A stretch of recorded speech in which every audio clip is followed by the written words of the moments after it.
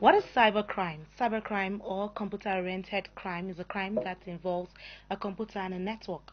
The computer may have been used in committing a crime, or it may be the target. Cybercrime may threaten a person or a nation's security and financial health. There are 12 types of cybercrime. Hacking is simply in words, hacking is an act committed by an intruder by accessing your computer system without your permission. Virus dissemination, logic bombs, denial of service attack, pitching, email bombing and spamming, webjacking, cyber stalking. On governance today, a current affairs program, we will be discussing with a cyber security analyst, John Olayemi Odumesi. He is a professional member of Cybersecurity Experts of Nigeria, Computer Professionals Registration Council of Nigeria, and Nigeria Computer Society. Odumesi holds bachelor degrees in sociology, computer science, and a master's degree in information science. He holds international certification in CEH, CCNSP, CCNSE, ITIL, amongst others. We will be discussing the rising speed of cybercrime and the way forward. Hello and welcome. My name is Anita Patrick, host of your program, Governance Today. Like we always do, we talk about issues around governance, politics, security, and all encompassing. And like I said, I have my guest with me and we'll be talking about cybercrime. Yes, I've given my definition, but obviously he has to talk about it. Mr. John, good evening. It's good to have you on the program. Good evening. Thanks for bringing me at it. Okay, with all the hypes of he holds this, he holds that. He holds this, hold that.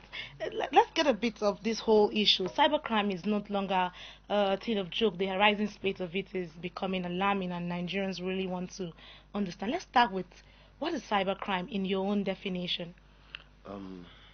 Thank you. Cybercrime basically is about criminal activities that is perpetrated against systems, computer systems, and networks.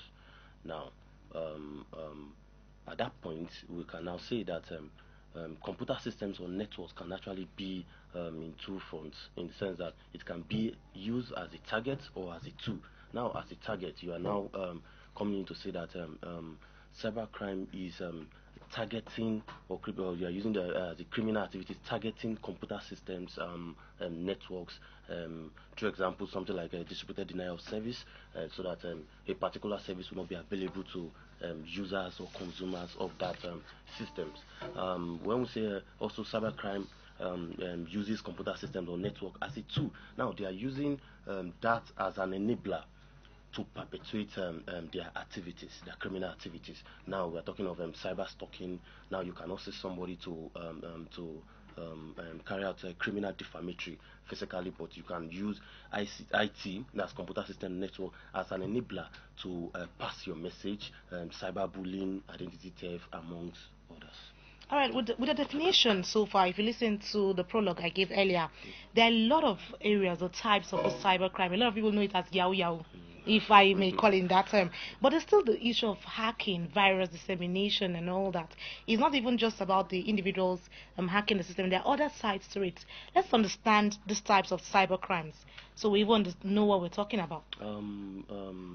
The Yahoo Yahoo cybercrime, as the word may be called within our society, is just that's an identification we give it. It is still cybercrime, basically what we call internet fraudsters and all of that.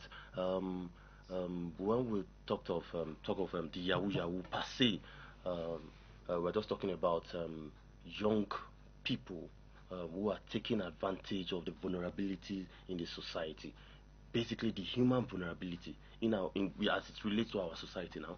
The human vulnerability, the fact that I sent you a mail and I'm telling you I am prince of this, I am general this, I am pastor this, and then my certain amount of money is doing this and this. So now I am putting it to you, but some of us that are knowledgeable about this may say, oh, okay, why me? Why do I need to click this? But because most of us are gullible, and we that leads to the aspect of awareness. Anyway, they were gullible, and they would say to click on this, or someone will send you a message and say your account has been blocked. Send your BVN number for us to do this. So all of that they are doing as it relates to the Yahoo Yahoo per se, is just exploiting the human vulnerability in the society.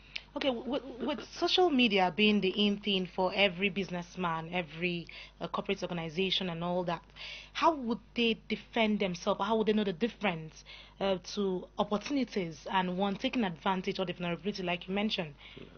Um, um, that is where, aside the fact that there must be general awareness, that's from the government level, there must be awareness at governmental level, sorry, organizational level, and there must be awareness at individual level.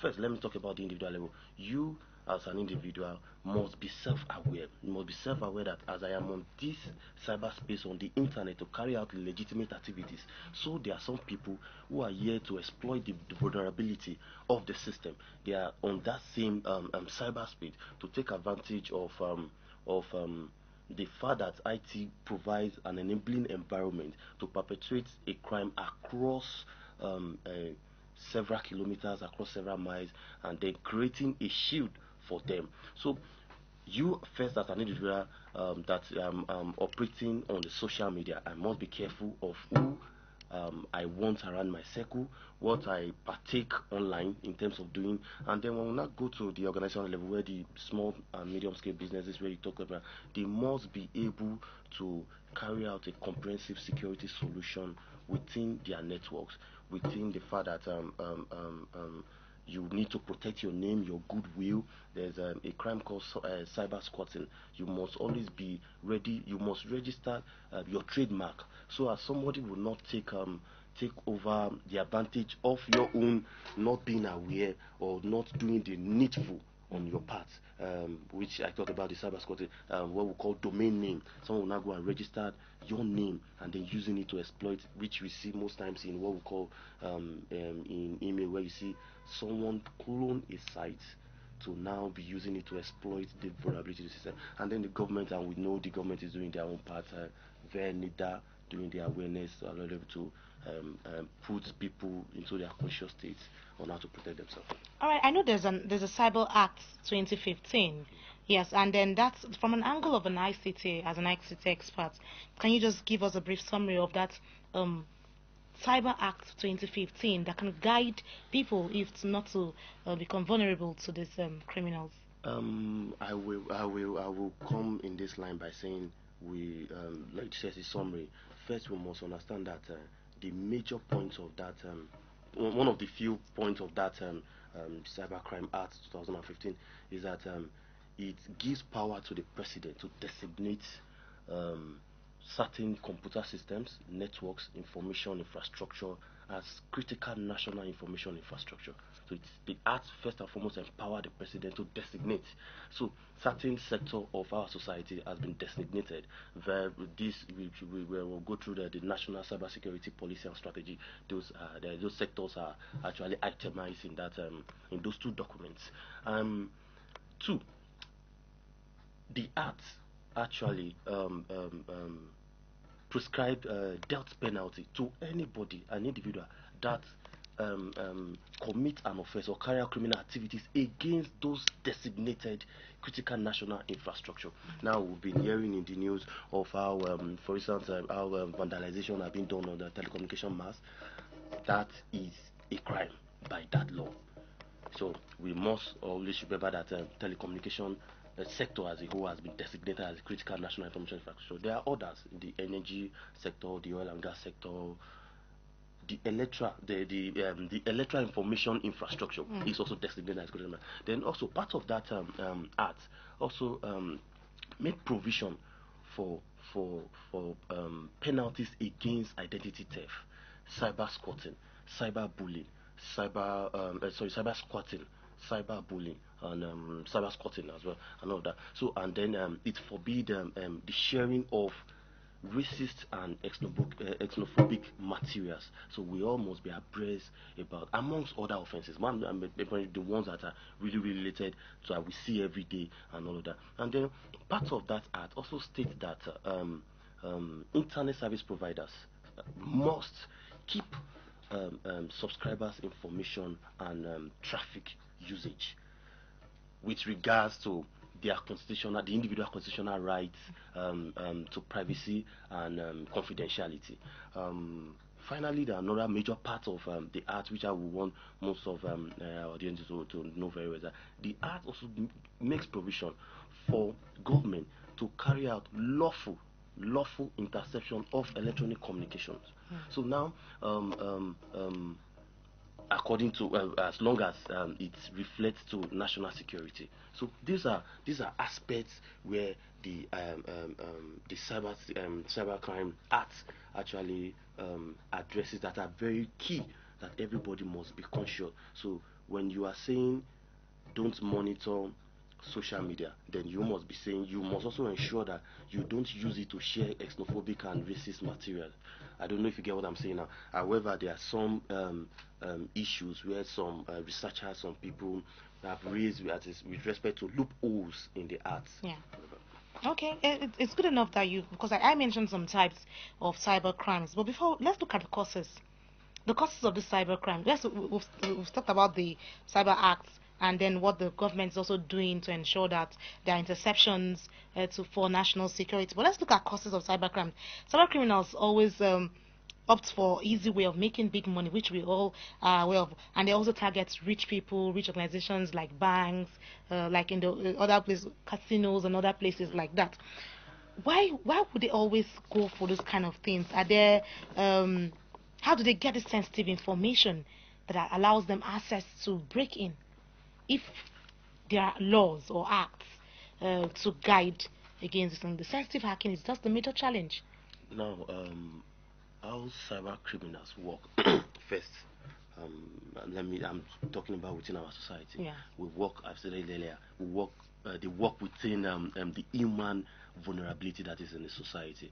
Now, you as an individual, I could really want to create a scenario. I go into a supermarket, I purchase certain items, and then I made use of the POS with my ATM cards and all of that, ATM card, and then I'm leaving. There is a receipt that comes for the customer copy, the merchant copy of the POS. Most of us, we just end up dropping it on the table, or we just dispose it carelessly, and then you go to the ATM, same thing, you generate receipts, and then you drop it there without destroying it. There are certain information on those receipts that needs to be protected by you as an individual, first and foremost. And then so these are ways at which the cyber criminals take advantage of the human vulnerability itself as an individual. So if I'm making use of the POS, the ATM machine, and they are generating receipts for me, it is my duty to ensure that I protect those receipts, either for further usage or they should be appropriately destroyed. So that someone will, now, because if you look at it, let me use the POS as a typical example. Now, when you make use of it, your primary account number, that's the PAN, the number on what most of us call the ATM card number, is on it, and then that's 16 digits. Yeah. Now, the first digit, the receipt will generate, will review it. The middle, the next 6 digit, it won't review the last 4. So what I need is, if I'm a cyber criminal, what I'm just looking out for is those other 6 digits to use it to perpetuate my crime. So at that level, it is my duty to make sure that I protect my personal information. So if you also look at it, if you have to go to the conventional crime, we quickly make it a little example to it. When the popular kidnapper that was arrested in Lagos, and where part of the interrogation was the fact that he got all, he didn't say some, he said all his victim details, he got them from social media. All. So it means that we are the one actually exposing ourselves to these vulnerabilities, to let these cyber criminals to take advantage of we not protecting ourselves. Wow, that's quite revealing, because I'm sure the viewers there are picking up their points. But another thing that comes to mind is catching these criminals seems to be difficult sometimes. Is it that we don't implement the act in tracking them on time, or we just give them time and buy time so you get them red-handed in the act? Why is it always difficult? The issue with that can be seen first this way: capacity development. Now, these criminals are on the internet 24 hours. When I say 24 hours, as in they are always updating their crafts. They want to know, oh, okay, when I throw this to Mr. A, and if he doesn't buy it, okay, I have to improve by attacking Mr. B with another advanced method. So they are every day improving on their crafts. In a nutshell, they are evolving daily. They are improving on their innovation. Whereas our security or law and security agencies remain static. Okay. Relatively.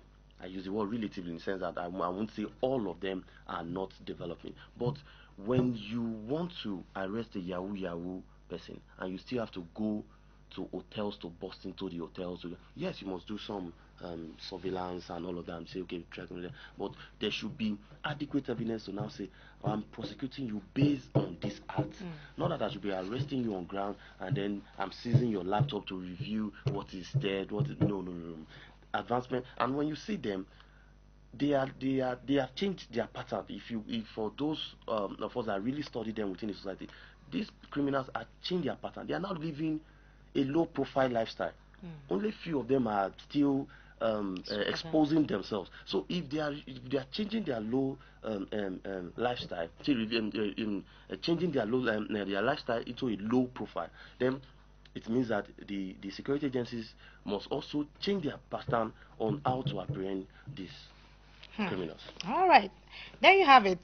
So much happening, so much when it comes to cybercrime. Because if you look at, let me not say everybody, most of these young people these days, it tends to happen mostly with the youth, and then everybody wants to make quick money.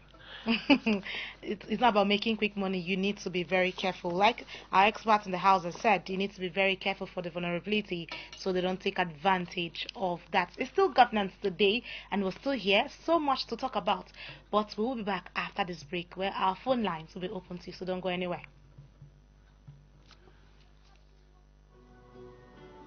Yes, now. It's only that too. Hey, Omar Bashir of Sudan has even resigned, and even Bouteflika of Algeria. Yes. Edo State. Yes, now, even the state government is ready to hold the 2020 National Sports Festival. Oh, okay. Alright, no wahala now. Bye. Why are you clapping? Why are you getting all this news from? Algeria, Sudan, even Edo State. Decoder, of course. The decoder? Yes. I stopped a long time ago. Why? High cost. I was paying 7,000 naira a month. It went up to 9,000 naira. And even the other one was paying 2,000 naira. It's now 4,000 naira. Really? And what still? Whether you watch or not, your money is burning, and they even increase the rate every month. Wait, is it Night Concert that is doing all of this? Nice concerts. Which one is nice concert? Night Concert, that is what I use, that is what I embrace. Nice company. Sit down, let me explain to you. Now, Night Concert is the secret of cheap viewing. All you have to do, just get your decoder, any free-to-air decoder at all, Strongo, Visato, PowerSato, and tell the installer to track it to Night Concert for you. Wait. Is that not where Clearview TV is? Now you are talking now. So you get all your latest news from there? Wait, it's only that oh. Entertainment oh, Hausa programs oh, sports oh, even news from the villa and plenty other things. No. I'll be back. When are you going to? To get my decoder, of course. Do you know the pleasant news? Night Concert, now we're on. Now we get them. We get them. How do you mean? Do you know you can watch Night Concert in over 38 countries in this world, and it's owned by the Nigerian government? The Nigerian government? Yes. And I've been burning my money on that company from Southeast Africa or Northeast Africa or somewhere. And the news is spreading like wildfire. It's switchover time for these all in one phenomenon. Number one, now we own now. I mean, it's Nigeria Communication Satellite, Night Concert. 2. It is viewed in about 38 countries. And 3. No subscription. Just buy the free-to-air decoder. I repeat, you don't pay subscription. Enough of the ripoff. Be part of this, and you have access to Clearview television 24 hours, 7 days.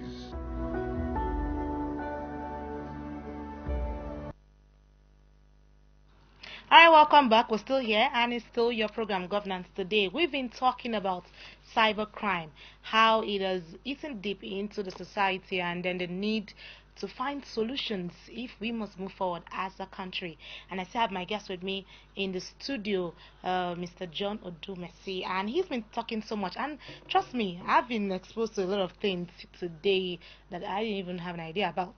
Don't forget the phone lines are there on your screen where you can call in and be a part of the and join the conversation rather, and tell us what you think. What's been your experience? So I'm sure the experts will guide you and tell you what to do. Yes, well, here we're talking about the causes and the ties and the vulnerability. Well, let's look at now the law. We have a law on ground.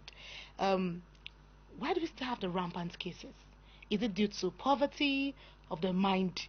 Let me not use poverty in terms of poverty. The nation's economy, yes, we know it's happening that way. Job opportunities, or is it the idle mind that's leading to the rampant case? Why do we have people on the increase practicing cybercrime? Um, I if I'm to pinpoint to some researches that have come out with respect to causes of cybercrime in Nigeria. Some have stated unemployment, peer pressure, and the host of others. I would just want to look at it on the fact that um, not the economy, because if we are to talk about the economy, saying the economy is hard or difficult, the challenges with the economy and all of that, some people are still making it within the economy legitimately. So what is stopping you? So what I would just want to look at is peer pressure is a major reason that is increasing the rampant nature of the criminal crime activities within a country, because you want to measure up with taste and fashion, what is happening within society, what Mr. XYZ is having and doing, and then you look at it that you could stay behind the computer anonymously with the fact that the you are miles away from the victim, the proposed victim, and all of that. So you have the mindset that, oh, okay, I am protected at some point. Okay, if peer pressure, rather, like you mentioned, is one of the things, how do one control their cycle? Because I'm really concerned about the younger generation. Now, how we are to control the circle is that we must also understand that, in Africa, we said that low skill or manpower is one of the challenges with the law and security agencies. We also must be sure that the society itself contributes to it. An individual that knows these people, because he or she is benefiting one or two things from them, is not ready to help the law enforcement agencies in apprehending these people, because um, the rampant issue is the fact that they are comfortable in their community. They know, oh, they are there and nothing happens to them. XYZ are all benefiting from the loot they are getting, and with respect to the activities. That's to tell you that the way the society has turned into, Yeah. because if something is wrong, like the security tends to always say, if you see anything, say something, and then some people just tend to find cover for this. How do we grow? How we're going to grow, like one part of what I said earlier, we must help the law enforcement agency in also, that's from the societal level, and then as an individual we also must be ready to be must be self-aware to protect ourselves against the criminal activities within the society. And for the law enforcement agencies, they must also be ready to up their game by continuous capacity development. You must understand the mind of the cyber criminal before you can arrest one. If I can tell you now that they are changing their profile and you are still going to clubs to arrest who is spending his legitimate money, I'm not saying all of them. Okay, let me some is spending his legitimate money, and you perceive because he's exercising his activities within that social environment, you perceive him or her as a Yahoo boy or a Yahoo girl, then that is wrong. So we must, as that the law enforcement agencies must up their game to now understand that, oh, come, we need to understand the mind of these people. When there was issue of BVN, they moved to this direction. When there was the issue of the email, that phishing is still on the rise. That is the easiest way of the Yahoo boys are using to siphon or get get into the human vulnerability side. So you must understand that, oh, okay, this is what we need to do. We must also put out information with respect to awareness. Our financial institutions must must continuously inform their customers about these vulnerabilities on the rise. Wow. Okay. If like for instance, like you mentioned, the financial institutions needing to inform their customers. I know there was some time where we had the story of some young chap, if I may use that word, where he had codes to the financial institutions, and he could take out some. Certain percentage of Do the you money. understand? Yes. And then this percentage might not mean anything to you at some Yes, points, yes, but yes. if you calculate the sum he got later. Yeah. Yes, that kind of attack is called salami attack. It was date back to what happened in one of the countries in the Europe rather, where a certain code or script was developed and certain amount of money was being withdrawn daily over time. Like we see that I have some professional colleagues on social media that have really been challenging some financial institutions, and they've been challenging them very well. Like 300 naira is missing from my account. Why? But because those amounts of money are too small for some people, and 300 naira. So I will have to face this stress of going to XYZ bank and go and question them and go and challenge them. But some people are on the rise challenging these deductions. Some just as the percentage of those who are conscious about this kind of attacks or this kind of exploitation, because the exploitation did not also come from the cyber criminal. Some organization itself designed their system to exploit their customers. All right, let's pick this. Okay, we missed it. The phone lines are still there. You can still call in. I want us to pick that call and hear what the person had to say. But in all of this, yes, there are issues is on the increase, and then we're seeing this issues that we need to tackle. But do you think the law needs to be strengthened in terms of loopholes if what we have is not really working at the moment? The law is sufficient to apprehend cyber criminals. The law only affects some other sphere of the society. Okay. For instance, part of the law challenges the constitutional freedom of expression of an individual. So in that place there are some sections, about 3 sections of that act that actually challenges. So I cannot just wake up and express certain opinion as I perceived it. You must be sure that your opinion does not violate the act. All right, let me pause you there and pick this call and find out. Hello, good evening. Hello. Hello, good evening. Good evening. What's your name and where are you calling from? My name is Michael. I'm calling from Metama. All right, Michael from Itama. Let's hear you. What's your contribution? It's a question. Okay. I wish to ask the expert here. I'm a person that's always on the social media, and I noticed something is happening. I noticed a friend some days ago. My friend's profile picture has been changed to that of a white person. Okay. And he really didn't know. So I quickly noticed, and I guessed he was being hacked. Please, I wish to know how do these guys do this thing and how we can protect ourselves from attacks like that. You know, his profile pictures on Facebook just suddenly changed, and we're now seeing a white man on his profile picture.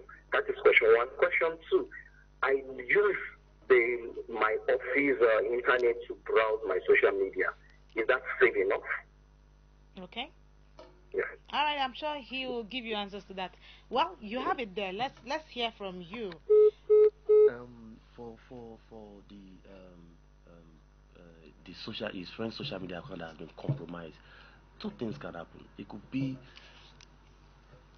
the human vulnerability of his friend, the vulnerability of the father. His friend carelessly exposes login details, Okay. and it could be that there was a ransomware attack. For instance, recently there was this collection 1 attacks that spring over almost all countries, exposing login details of billions of users online, exposing email addresses and password of over 700 million users in the world. So, and if you are very observant, I know for me, I receive a notification from my the public domain emails that I use, saying that I should change my login details and password, all because some certain emails relating old that were registered with such domain name has been compromised were on that collection. So it could be that it's a ransomware attack that just spring over the time. So it may not be the fault of his friend, it may be the general attack that goes around the ransomware. We used to have the WannaCry attack that also affect about 10 countries in Africa, including Nigeria. So and if you follow that period, DIDA had to release a press statement urging all individuals and organizations to actually update their systems and change their login details of all their devices, of all their accounts. So it's a two-way thing. It could be that his friend exposes his account or his password at his own due to his own negligence by not protecting his personal information, or the fact that there was this attack. Okay, let's go to the second question on always being on the social media or the internet, the office. Via the company office. Now, this is where it comes in. If the office have what we call information security policy, by stating that do not go on social media. Most of us know that most of the banks, if not all, have these security policies. There are some IT organizations, there are some government organizations that have these security policies. But this is where the issue comes in. There is an information security policy, but compliance is another issue. So those organizations must deploy both technical and not technical means to ensure compliance towards that information security policy. Because it's a different thing from telling me that do not bring in devices into the building, and then I'm with my phone. Phone is what? I don't know if you're going to say. So we must ensure that both technical and non-technical means are deployed to enforce.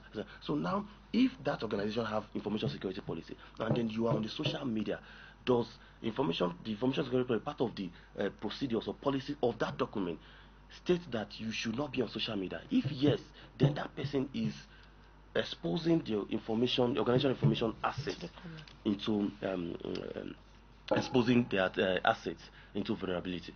Okay. All right. Well, we were talking about the loopholes before Michael called in. Like I mentioned, do you think the laws needs to be strengthened when it comes to loopholes? Yes, we know the loopholes. Yes, we know that of the citizen has to be the vulnerability, but and also that of security that has to do with intelligence gathering to know how to upgrade themselves through capacity building. But what other loopholes do you think we need to look at to cut down the cybercrime bit? As it regards to the law, like I stated earlier, with what is in the act presently, it is sufficient enough to apprehend cyber criminals. But the parts of certain sections of the act actually do not give absolute right to individuals to express themselves.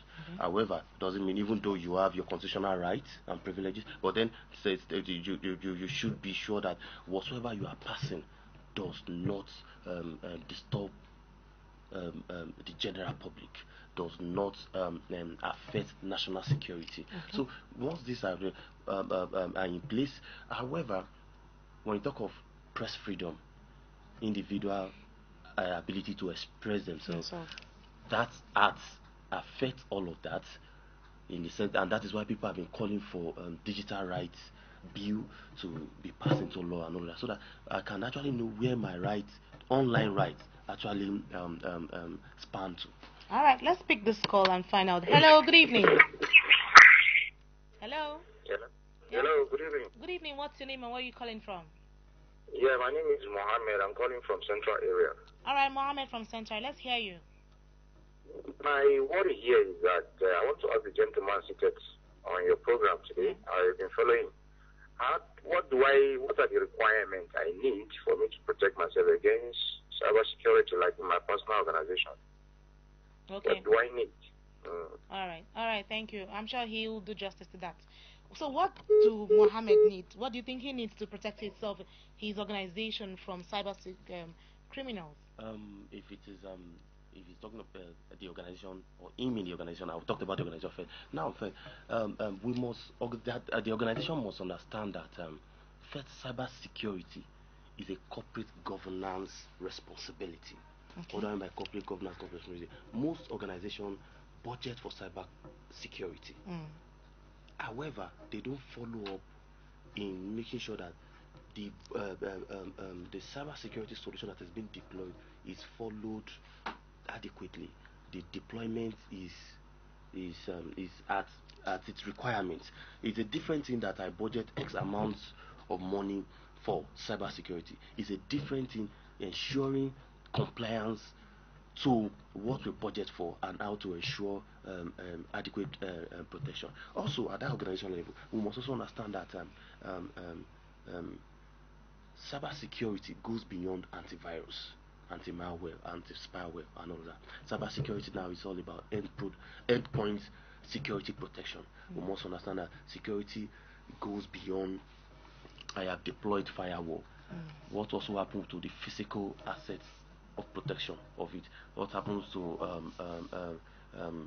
registering when an item is taken out and bringing in? Who is logging in onto the Wi-Fi of the organization or and that and all that? So that is at the organizational level, which I must say. Then at the individual level, first, if such organization has information security policy, I say, then the individual must comply with that policy. Now, the individual, as myself, must also understand that I must not click anything that is going to be against the organizational informational asset by staying aware of what they are doing. All right, let's hear from the scholar. Hello, good evening. Hello, good evening. Good evening. What's your name and where are you calling from?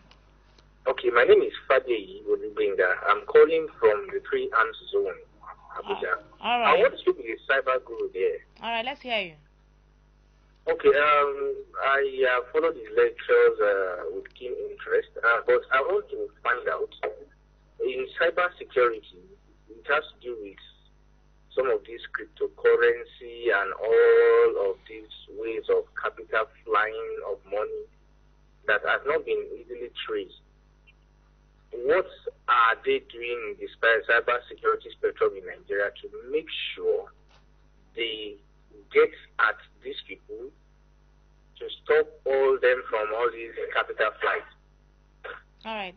Thank you so much, Yes. Benga. I'm sure he will respond to that. Thank you, sir. All right, thank you. So, there you have it. I wanted to ask the question. He just took it out of my mouth. What should be done when it comes to all this cryptocurrency thing? Fine. When we look at the Western world and what they've been talking about cryptocurrency, cryptocurrency per se, and most people always like to mix it with blockchain technology. Blockchain technology is wonderful, but cryptocurrency is still a thing that the world in general, the IT world in general, are still looking at. Some part of some school of thought within the IT world are also always saying that the financial world is going digital. So some people are already there are some stores, there are some online stores that you buy your goods, you pay for services via cryptocurrency. However, when we come to our society, from press releases that have come out from the CBN, still states that we should not go along with this. One, CBN knows best. It is because we don't have the infrastructure to protect. I'm not talking about my level. I'm not looking for CBN now. I don't know if it is because of the fact that there is no infrastructure to protect the citizen from partaking or participating within the cryptocurrency world or activities, or they are looking at legislation that should be in place to be able to protect and all of that. But the bottom line is that the CBN releases a press statement stating that Nigerians should not be part of it, and that is the best I can say, that we must also report. Which means if the CBN is stating this, which means that if I lose my money within the cryptocurrency world, then who do I report to? Because the Apex Bank have stated that we should not partake in these activities. So I will encourage Mr. Fadi to follow that path, by stating that the best way to protect yourself now is to follow the guideline or the statement as released by CBN, that we should not be part of it for now. All right, when we look at diversification, because a lot of people tend to want to have different source of income, there's a lot of new ways of making money for themselves, and then most of these things you need to be guided through a site, how to go through it from one stage to the other. And for Nigeria, it's still something strange to the understanding of people. In all of these things, don't you think these criminals could take advantage into breaking into those sites, and then your money is just into. What I would just want to encourage you in line with what you are saying is that in diversifying fund, or you want to invest, there are other legitimate or known goods and services you could be part of online, and then that you are sure and you are comfortable with, that your money is safe here. Why not, in the course of diversification, stating that you are going into cryptocurrency? Why not look at the mutual funds that is being provided by some of the financial institutions and diversify into that place, where you know that the NDIC provides insurance on, the CBN monitors the activities, and then within the, if you decide that you don't want to do that and you want to invest in financial stocks on outside the country, there are known ones where you can go through their online activities, the stock exchange of the countries and all of that, and do your activities legitimately. So in diversifying, definitely the internet or the cyberspace provides us that opportunity to diversify our funds, make more money, and enjoy the benefits of the internet. I like the part where you say they enjoy the money. Well, it's been amazing talking so much on cybercrime and the way forward. But before we go, because we're almost out of time, let's look at final take from you. What's your word of advice to the security operatives to do in tracing and arresting these criminals? And yes, how in all? Because for me, basically, I think it has to do with intelligence gathering. It starts from there.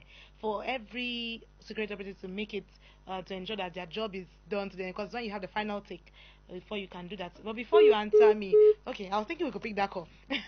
But let's look at before. Let's just sum it up for you. Your final words to security operatives, what they should do differently. Yes, what I would say they should do differently is that you know, I stated one part of the cybercrime act that has to do with lawful interception of electronic communications. Now, for national interest, that actually aspect also can also be deployed to actually monitor capital flight and all of that, the way some of these things are going. We have the FIU Act that talks about certain amount of money should not be withdrawn from banks and all of that. So all of this can be put in place. But because you know you have insiders in some of these financial institutions, because definitely these boys still get the money via bank. So if they did it, definitely somebody is giving them a cover. They are doing all of it. So the channel should be tailored towards this where that particular section of the act that talks about lawful interception of electronic communication, so they know what they are doing. Also, I also stated part of that act that talks about internet service providers keeping user experience, that is the traffic data and all of that. They should ensure that those ISP are actually, although you know we should keep as it regards to the constitutional rights to privacy and confidential, but then those ISP knows those who are actually doing some of these things, because they have their user experience. They know that if I log into my YouTube page now, YouTube knows my user experience, knows that, oh, I like to do this, I like to do this, I like to watch this, rather I like to watch this, and then they provide me that. So if YouTube can know that based on the user experience that of what I do on their platform, the channel of me accessing that YouTube is through one of the service providers in the country. So they know they can also channel that to ads. So the law enforcement agency can ensure that those two sections of the act can be used to apprehend these criminals. All right, it's been exciting. Trust me, I've got my own part of the gist. I hope you got yours as well. Thank you so much, Mr. John, for coming up. We hope to have more of you, so we can do more justice to this topic, because if I give you the whole of the 2 hours, I don't think we'll finish this today. But it's amazing having you on the program Governance Today, and this is where we have to say thank you so much, and we'll see you some other time. Well, it's been amazing here on Governance Today, because we've been talking about cybercrime, the rising state of it, and then the way forward. And if you listen very well to the program, you will see that he spoke about the need for one to look out for vulnerability, so that people don't take advantage of you when you go to pay your bills, when you go to pick things. Be very careful and ensure that you're safe, your account is safe, your money is safe, your company is safe. And for those that love the social media, they're always there to give out the full details. Please be careful, because these guys are there looking out for who to devour. And if you want to stay safe, you need to watch out for yourself. My name is Anita Patrick. Many thanks for watching. We'll do this again same time tomorrow. Join us and do have a lovely evening.